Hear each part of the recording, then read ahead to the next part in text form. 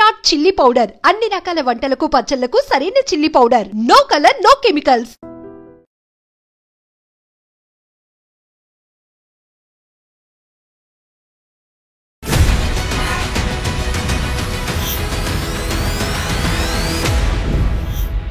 నమస్తే, welcome to I dream inside politics with Kavitha.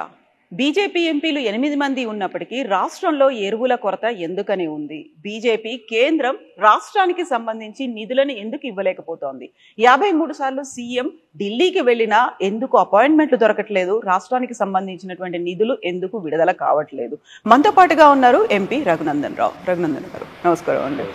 So urea కొరత అనేది ఒక 3 నెలల నుంచి విపరీతంగా ఉంది. యూరియాని ఎవరైతే తెస్తారో, ఎవరైతే ఇస్తారో వాళ్ళకే మేము ఓటేస్తామంది బీఆర్ఎస్ వైస్ ప్రెసిడెంట్కి సంబంధించి ఓటింగ్లో కూడా పాల్గొనలేదు.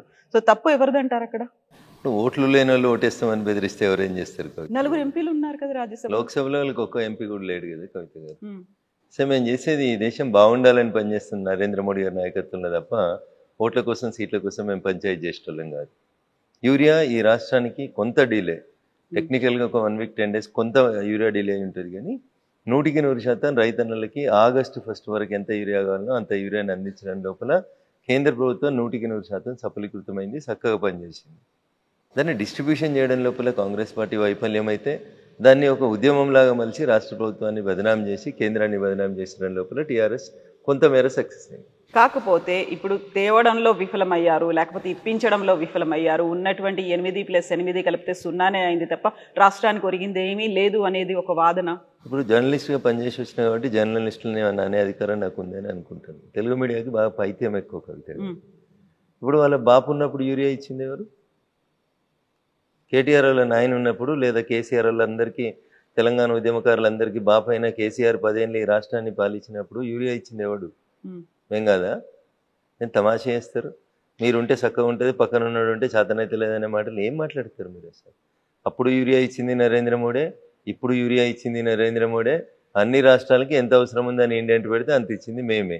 దానికి యూరియా ఇయ్యలేదు. దానికి కూడా ఆర్టిఫిషియల్గా వాళ్ళు ఒక ఉద్యమాన్ని ప్రారంభిస్తే రైతులు ప్యానిక్ గురై రోజు లైన్లో నిల్చొని ఇబ్బందులు ఎదుర్కొనేటువంటి పరిస్థితి వస్తుంది.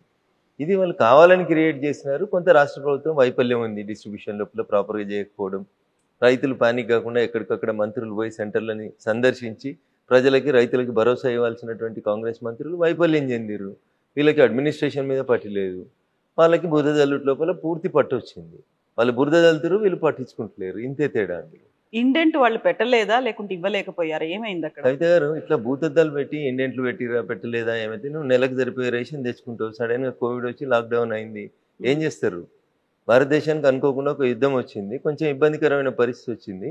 ఉన్న దాంట్లో రైతులన్నీ కన్విన్స్ చేసి జూలై 31 దాకా రాని కొరత ఆగస్టులో ఎందుకు వచ్చింది? ఏం చేసింది రాష్ట్ర ప్రభుత్వం? ఎంత పెట్టింది ఏంటంటే ఎంత ఇచ్చిండ్రు? నేను DDRC మీటింగ్లో మా జిల్లాలో పాల్గొన్నాను కాబట్టి చెప్తా ఉన్నాను. నేను మీకు జూలై లాస్ట్ వీక్లో గౌరవ మంత్రి వివేక్ గారితో కలిసి పాల్గొన్నప్పుడు నేను అడిగిన మా జిల్లా కలెక్టర్ గారిని, యూరియా మీకు సరిపోయినంత వస్తుందా వస్తలేదా, ఆగస్ట్ ఇండెంట్ సరిగా పెట్టిండ్రా పెట్టలేదా అని అడిగినాను. అది రాష్ట్ర ప్రభుత్వం చెప్పాలి. వాళ్ళు ఎంత అడిగితే అంత ఇచ్చినాం. మధ్యలో కొంత పాకిస్తాన్ తోటి యుద్ధం వల్ల ఒక 1 వీక్ 10 డేస్ కొంచెం డిస్టర్బెన్స్ అయిన మాట వాస్తవం. దాన్ని మేము అంగీకరించేందుకు చిత్తశుద్ధితోటి ఉన్నాం. కానీ టీఆర్ఎస్ ఒకటే పనిగా బురద జల్లే కార్యక్రమం పెట్టుకొని 30 మంది పేమెంట్ ఇచ్చేటువంటి జీతగాళ్ళని జర్నలిస్టులకు పెట్టుకొని ఏది పడితే అది చేస్తుంటే ఎవడేం చేస్తాడు కవిత గారు? దానికి కేసీఆర్ ఉన్నప్పుడు యూరియా అయింది, ఆ కేసీఆర్ ఇంట్లో ఫామ్ హౌస్లో తయారు చేసుకొని తెచ్చి రైతులకంతా యూరియా ఇచ్చిండా? మా బాబు ఉంటే మంచిగా వచ్చింది, వేరే ఎవడు తెలియదు. పోయిన సంవత్సరం రాలేదా మరి? ఇదే ఈసారి ఎందుకు వచ్చింది? ఆ డిఫికల్టీని గమనించకుండా రాజకీయ లబ్ధి కోసం పొద్దుగలెత్తే బురదల్లే కార్యక్రమాన్ని 30 మెడికల్ కాలేజీలు కాదు 30 యూట్యూబ్ ఛానళ్ళకి జీతం ఇవ్వాలని కేటీఆర్ అనేటువంటి జీతం ఇచ్చి చేస్తుంటే ఎవడేం చేస్తాడు దానికి? కవిత గారు, ఇబ్బంది జరిగిన మాట వాస్తవం, వారం 10 రోజులు అవస్థ అయిన మాట వాస్తవం. ఆ వారం 10 రోజులు సరిగా మేనేజ్ చేసుకోవడం ఈ ప్రభుత్వానికి చేతగా లేదు అంటున్నా. ఉన్న యూరియాని రైతులకు భరోసా ఇవ్వకపోతే 2 అవసరం ఉన్న వాళ్ళు వచ్చే పసలు కూడా దొరుకుతుందని 4 తీసుకుంటున్నారు. దీనివల్ల కొంత కొరత వచ్చింది, కొంత బ్లాక్ మెయిల్ చేస్తూ ఉన్నారు, కొంత బ్లాక్ మార్కెటింగ్ చేస్తూ ఉన్నారు, డీలర్లు కొంతవరకు ఇబ్బంది పెడతా ఉన్నారు రైతుల్ని. దీన్ని కంట్రోల్ చేయాల్సినటువంటి రాష్ట్ర ప్రభుత్వం చేయలేక వైఫల్యం చెందితే అగో పులి అంటే ఇగో తోకని వీళ్ళు ఇక దాన్ని భూతద్దంలో పెట్టి వీళ్ళు రచ్చ చేసి రైతులంతా పానిక్ క్రియేట్ చేసే కార్యక్రమాన్ని చేస్తూ ఉన్నారు. వాళ్ళది కత్తి కాదు నెత్తి కాదు, రాష్ట్రంలో లేరు, ఢిల్లీలో లేరు, అందుకని వేస్తూనే ఉన్నారు బురద. 30 యూట్యూబ్ ఛానళ్ళని పెట్టి పేమెంట్ ఆర్టిస్టులను పెట్టి నడిపిస్తూ ఉన్నారు, నటన చేస్తూ ఉన్నారు. ఎట్లయితుంది అట్లా కవిత గారు? బాధ్యత ఉండాలి, ఏదన్నా బాధ్యత ఉండాలి, భరోసా ఇవ్వాలి రాష్ట్ర ప్రభుత్వంపై. ఏసీగా ఇంత ఉంది, ఇంత స్టాక్ ఉంది, ఇంత లేదు, మీరు ఇట్లా ఉండండి అని వాళ్ళకి చెప్పుకునే పరిస్థితి లేదు రాష్ట్ర ప్రభుత్వానికి. ఒక మంత్రి పోయి ఏ జిల్లాలో కలెక్టరేట్లో కూర్చొని సమీక్షించి చెప్పడు. కాంగ్రెస్ తోటి ఈ దరిద్రం ఉంటే టీఆర్ఎస్ తోటి ఆ భావ దారిద్ర్యం ఉంది. ఇద్దరు కలిసి మమ్మల్ని బదనాం చేసేయాలనే కార్యక్రమం తప్పితే ఏముంది అందులో చెప్పండి. సో వాళ్ళిద్దరు కలిసారని మీరు అంటున్నారు. మొన్న ఎన్నికల్లో ఓటేయకపోవడానికి కారణమే బీఆర్ఎస్ బీజేపీకి బి టీమ్ లా ఉంది కాబట్టి ఓటేయలేదని జయరాం రమేష్. బీఆర్ఎస్ అనేది ఇర్రెలెవెంట్ అవుతుంది రాష్ట్ర రాజకీయాల్లో. నేను ఈ మాట ఏదో రఘునందన్ కావాలని టీఆర్ఎస్ని తిడతాడు కాబట్టి తిట్టాలని తిడతలేడు, ఓకేనా? అరే నీ కుటుంబాన్నే కంట్రోల్ చేసుకోవడం చేతలు అయితే లేదు, రేపు నీ రాష్ట్రాన్ని ఏం కంట్రోల్ చేస్తావు నువ్వు? బిడ్డకి కొడుకు మధ్యలో ఆస్తుల పంపకాలలో పంచాయతీ నడుస్తూ ఉంది, దాన్ని సరి చేసుకోరి ఫస్ట్. మీరు బీఆర్ఎస్ వాళ్ళు అది ఆలోచించుకోరి ఫస్ట్. అది ఆలోచించుకోవడం చేత కాదు, అది చేయడం చేత కాదు. బావకు నాకంటే ఎక్కువ పదవులు ఇస్తున్నారు అని మరదలు ఇల్లు చేస్తూ ఉంది.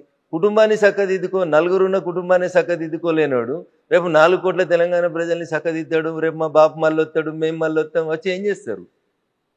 బిడ్డకే న్యాయం చేయలేవు, నేను దేశంలో ఎవరికే న్యాయం చేస్తావు? తొలి తెలంగాణ క్యాబినెట్లో ఒక ఆడబిడ్డకు మంత్రి పదవి వేయకుండా అట్లా ఆడబిడ్డలకి అన్యాయం చేసినావు. ఆఖరికి రెండో దాంట్లో ఇప్పుడు నీ బిడ్డనే చెప్పి బయటకు వచ్చింది, మా నాయన మొత్తం సామాజిక తెలంగాణకు వ్యతిరేకం, మా నాయననే తప్పు చేసిండు అని చెప్తుంది. ఇంకేం ముఖం పెట్టుకుని చోట్లు అడుగుతారు రేపు టీఆర్ఎస్ వాళ్ళు? దేనికోసం అడుగుతారు ఓట్లు? సంపాదించిన అక్రమాస్తుల్ని బిడ్డకి కొడుకు సరిగా వంచలేదని చెప్తాడా? లేకపోతే బిడ్డకి పదవి వేయక మా అల్లుడికి పదవి ఇచ్చినా అల్లుడు ఇంకోటి చేస్తున్నాడని చెప్పుకుంటాడా? ఏం చెప్తారు మీరు రేపు వచ్చి? ఏం టీఆర్ఎస్ ఏం బీఆర్ఎస్ ఏడున్నదని? ఇర్రెలవెంట్ అయిన వాళ్ళ గురించి మీరేదో ముచ్చట పెడతారు మళ్ళీ నాతోటి వచ్చి. ఏమున్నది అందులో? ఏడున్నారు వాళ్ళు? ఏడున్నారు కవిత గారు? ఎందుకు లేరు మెదక్ పార్లమెంట్లో? ఏం చెప్తారు మీరు? ప్రజాస్వామ్యం అర్థం ప్రజలు ఓట్లు వేస్తారు, మీకు ఓట్లు వేస్తలేరు కదా, రేపు ఇంకా వేయరు మీకు. నిన్న మన ఒక జర్నలిస్ట్ కృష్ణ అనుకుంటా మిత్రుడు 10 ప్రశ్నలు సమాజం ముందు నుంచి సర్వే చేసిండు. ఏమొచ్చింది సర్వే రిపోర్టు? మాకేం కాలే, మంచిగా ఉన్నామని బింకనాలు పొంకనాలు కొట్టి పొద్దుగాల బావ ప్రెస్ పెడితే పొద్దుగుకి ట్వీట్ పెట్టుడు, గివే కదా అలా పంచాయతీ, బావబొమ్మరిదిల పంచాయతీలే కదా. అలా ఏం చేస్తున్నారండి వాళ్ళకి? మీరు చూడు, నేను చాలా స్పష్టంగా చెప్పదలుచుకున్నా మీకు. ఈ 18 నెలల్లో గత ఏడాది నుంచి హరీష్ రావు గారు ఒక జిల్లాకు వస్తే దానికి పోటీ కేటీఆర్ గారు ఇంకో జిల్లాకు పోవాలి. హరీష్ రావు గారు ప్రెస్ మీట్ పెడితే కేటీఆర్ గారు ట్వీట్ పెట్టాలి, హరీష్ ట్వీట్ పెడితే కేటీఆర్ గారు ప్రెస్ మీట్ పెట్టాలి, బావ సిరిసిల్లకు పోతే బామ్మది కరీంనగర్ పోవాలి. ఇది తప్ప వాళ్ళిద్దరి పోటీ పంచాయతీ తప్ప వాళ్ళు ప్రజలకు చేసింది ఏంది? ఏం చేసిర్రు? 10 ఏళ్ళ మీరు చక్కదిద్దింది ఏందని? ఓ గ్రూప్ 1 పెడితే కోర్టుకు పోతుంది, గ్రూప్ 1 పోతుంది, గ్రూప్ 2 పోతుంది, గ్రూప్ 3 పోతుంది. అసలు ఎవరి కొంపల బంగారం వచ్చింది? మీ కొంపల తప్ప పక్కన కొంపల బంగారం రాలే. ఆఖరికి వచ్చిన ఆ బంగారాన్ని సరిగా వంచలేమనే కదా ఇలా బిడ్డి పంచాయతీ పెట్టిందంతా. దేని కొట్లాడుతున్నారు కవిత గారు వాళ్ళు? అన్నా చెల్లె దేని కొట్లాడుతున్నారు? బావమరదలు దేని కొట్లాడుతున్నారు?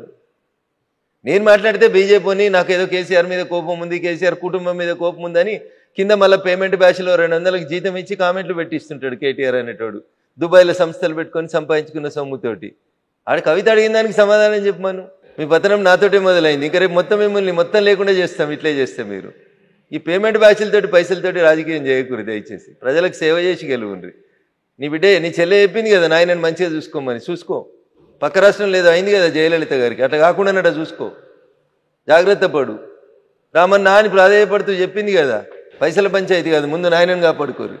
నీకు నాయనని కాపాడుకోవడం రాదు, చెల్లెని కాపాడుకోవడం రాదు, మా మీద ఇరుసుకపడ్డమనేది యూట్యూబ్ ఛానల్ పెట్టి పేమెంట్ బ్యాచ్లు పెడితే ఏమవుతుంది కవిత గారు? బీఆర్ఎస్ పార్టీలోంచి, అంటే అప్పుడు ఉన్నటువంటి టీఆర్ఎస్ పార్టీలోకి మీరు బయటికి రావడానికి కూడా ఒక కారణం అని చెప్పారు. అదే కారణంతోనే మీరు వచ్చిండ్రా? నేను ఏమంటున్నా, వాళ్ళ కుటుంబ పంచాయతీలో మమ్మల్ని ఎందుకు లాగుతారు? మీ పేరు చెప్పారు కదా అక్కడ.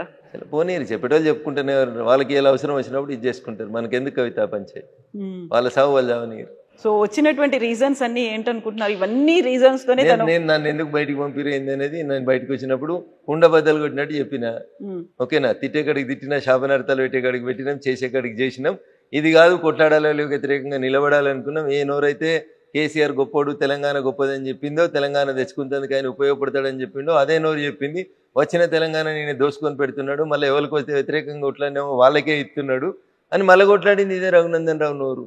మంచిని మంచి అన్నం, చెడుని చెడు అంట. సో ఇప్పుడు బీఆర్ఎస్ బీజేపీకి బి టీం కాదా? ఈ ప్రశ్న అడిగేటువంటి రిపోర్టర్లకి మీ క్వాలిఫికేషన్ ఏందని అడగాల్సి వస్తుంది. ఒక రాజకీయ పార్టీ ఇంకొక రాజకీయ పార్టీకి బి టీం ఎందుకు అవుతుంది? ఎందుకవుతుంది అంటున్నా.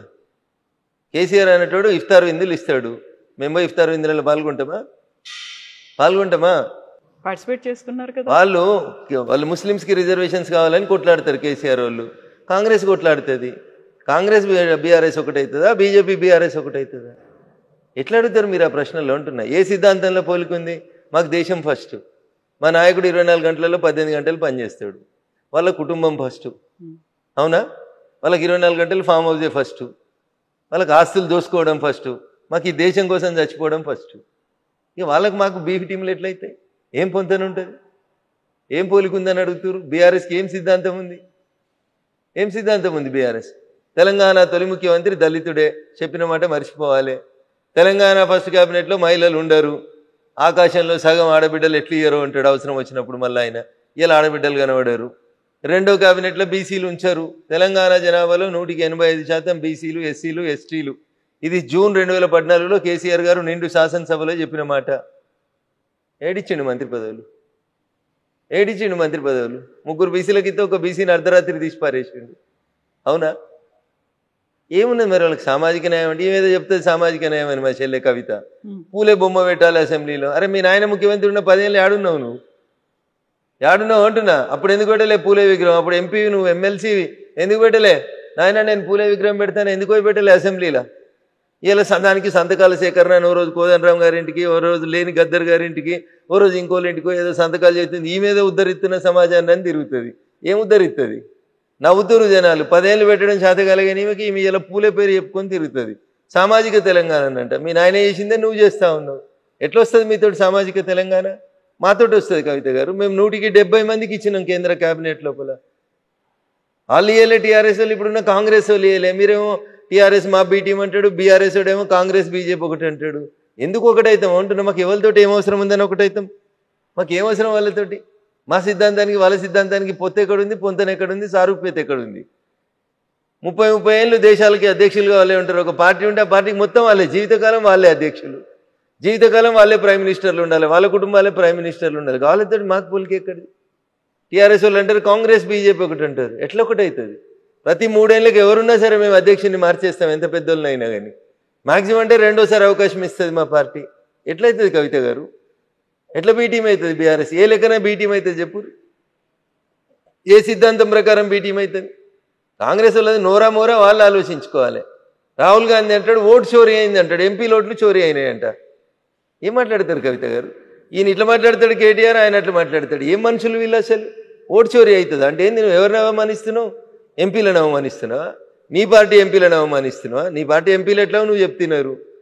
వాళ్ళు ఆత్మప్రబోధానుసారం వేస్తే వేసి ఉంటారు. ఆడ విప్ లేదు కాబట్టి వేసి ఉంటారు. దానికి ఎవడు ఏం చేస్తాడు? ఇండి కూటమి ఎంపీలు వేస్తే వేసి ఉంటారు. నీకేంది ఉంటారు? నీకు నియంత్రణ లేదు, నీకు పార్టీ మీద నియంత్రణ లేదు, మీ ఎంపీల మీద నియంత్రణ లేదు, ఎంపీలకు నీ పార్టీ అధికారంలోకి వస్తుందనే విశ్వాసం లేదు. సో ఎవరుంటారు నీతో పాటు? ఎందుకుంటారు? పడవ మునిగిపోతుందని తెలిస్తే ఈత వచ్చిన వాళ్ళంతా పడవలకి వెళ్ళి దుంకి వెళ్ళిపోతుంటారు కవిత గారు. మునిగేదాకా ఎందుకుంటారు పడవలో? ఎప్పుడు అవకాశం వచ్చినప్పుడు అప్పుడు అటు దుంకి వెళ్ళిపోతూనే ఉంటాడు కదా. మునిగిపోయే పడవలు ఏ రాజకీయ నాయకుడు ట్రావెల్ చేస్తాడు?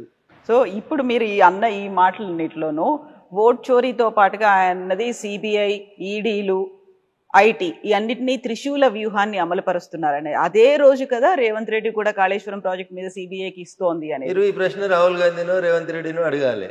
కాంగ్రెస్ వాళ్ళు చేసిన తప్పులకు వచ్చి బీజేపీ వాళ్ళని సమాధానం చెప్పమంటే మాకు ఏం అవసరం ఉందని సమాధానం చెప్తాం. ఆ ట్వీట్ చేసినప్పుడు కింద మీరు కౌంటర్ పెట్టాలి. అరే వారి బుడ్డోడా, ఇది ఈ సిబిఐని ఈడీని తీసుకొచ్చింది బీజేపీ పార్టీ నరేంద్ర మోడీ గారు కాదురా బాబు, మీ నాయనమ్మ మీ తాత ఉన్నప్పుడు తెచ్చిరు, వాళ్ళని అడుగురా పోయాని అడిగిపోయి అడిగిరారా పోరే అని చెప్పాలి. గట్లా ఏది ఎప్పుడు వచ్చిందో తెలియని వాళ్ళు మాట్లాడితే ఆ నిమిషానికి ఎవడో పక్క నుండి ట్వీట్ చేస్తాడు. ఆఫీసులో బ్యాక్ బెంచీల్లో ఫ్రంట్ బెంచీల్లో కూర్చున్నాడు, అంతేగా నేను చదివి ట్వీట్ చేస్తాడా? మరి ఇప్పుడు కాళేశ్వరం ప్రాజెక్ట్ లో సిబిఐ అంటే ఏమవుతుంది అనుకుంటున్నారు మీరు? నాకు తెలియదు, అది ఇచ్చిరో అయ్యలేదో ఏమవుతుందో కాలం నిర్ణయిస్తుంది, చూద్దాం. అది మధ్యలో కోర్టుకు పోయినట్టుంది కదా, కొద్దిగా ఓపిక ఉందాం. సామాజిక న్యాయం, బీసీలకి 42% రిజర్వేషన్లు, ఇదేమవుతుంది? ఎక్కడి దాకా వెళ్తుంది? మేము ఇస్తున్నాం కదా, మాకు అవకాశం ఉన్న ప్రతి చోట మేము ఇస్తున్నాం. కాంగ్రెస్ లాగా ముస్లిమ్స్తో కల్పించేటువంటి ఆలోచన మాకు లేదు. మేము డాక్టర్ బిఆర్ అంబేద్కర్ గారు రాసిన రాజ్యాంగాన్ని ఫాలో అవుతాం. డాక్టర్ బిఆర్ అంబేద్కర్ గారు రాసిన రాజ్యాంగంలో ఎస్సీలకి ఎస్టీలకి రిజర్వేషన్లు ఇవ్వమన్నారు కానీ మైనార్టీలకు రిజర్వేషన్లు ఇవ్వమని చెప్పలేదు. అయినా కవిత గారు బిలో 10 ఉంటే మైనార్టీస్ అవుతారు, మోర్ దెన్ 10 అయినాక వాళ్ళు మైనార్టీస్ ఏంది, వాళ్ళకి మైనార్టీ రిజర్వేషన్ ఏంది, వాళ్ళని తెచ్చి బీసీ రిజర్వేషన్లో పెట్టేటువంటి తెలివి తక్కువ పని ఏంది. ఎట్టి పరిస్థితుల్లో కూడా వాళ్ళకి రిజర్వేషన్స్ ఇవ్వం మేము. సో దీనికి చట్టబద్ధత వస్తుంది అనుకుంటారా? కోర్టుకు వెళ్తారా? ఏమైనా పోని, వాళ్ళు ఎడికైనా పోని. కోర్టు ఏం చెప్తుంది? భారత రాజ్యాంగాన్ని దాటిపోయి పనిచేయమని చెప్తుందా? రాజ్యాంగం ఫ్రేమ్ ఎంతుంటే గంతల్ని పనిచేయమని చెప్తుంది. రాజ్యాంగబద్ధమైనటువంటి విషయాల్ని రాజ్యాంగబద్ధంగానే పరిష్కరించమని చెప్తుంది.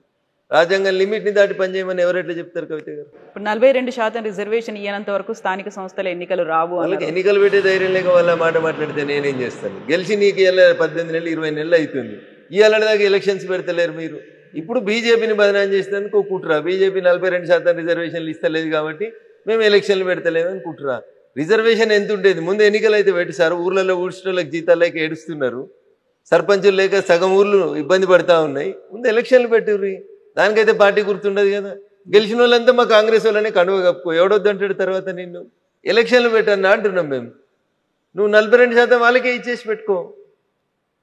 42%లో 10% ముస్లింలకు ఇవ్వడం వల్ల హైదరాబాద్ లాంటి సిటీ లోపల మీరు 150 కార్పొరేటర్లు ఉంటే దాంట్లో వాళ్ళు 10-15 మంది వాళ్ళే వచ్చేస్తున్నారు. ముస్లిం మైనార్టీలు బీసీ కోటా కింద వస్తూ ఉన్నారు. దీన్ని మేము వ్యతిరేకిస్తూ ఉన్నాం.